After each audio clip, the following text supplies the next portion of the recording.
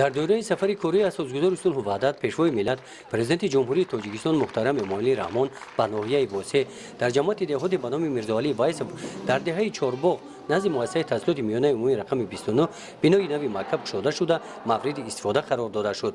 این بنای مکتب با مبلغ‌گذاری حکومت جمهوری ساختمانش سال گذشته آغاز یافته بود. پودرچی ساختمان جمعیت دارای مسئولیتش محدود فریدون کارهای ساختمانی را به اجرا رسانیده است. در مراسم رسما گشوده شوی بنای نوی مکتب وزیر معارف و علم جمهوری تاجیکستان و مسئولان ریاست معارف ولایت ختلان اشتراک داشتند. بنای نوی مکتب دو آشیانه بوده از 8 صنفخانه عبارت است. همه صنفخانه ها گشوده بر هوا میباشند. در یک بس 160 نفر خوانندگان در اینجا به تحصیل فرا گرفته میشوند. برای از خود نمودن برنامه تعلیمی در صنفخانه ها شرایط های مساعد فراهم آورده شدند.